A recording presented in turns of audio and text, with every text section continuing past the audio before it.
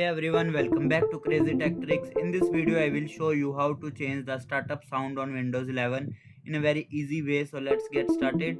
So firstly, go to Start menu. Here you will search for Control Panel. Open Control Panel. Now click Hardware and Sound. Then open the Sound tab. From here you can open the Sound tab.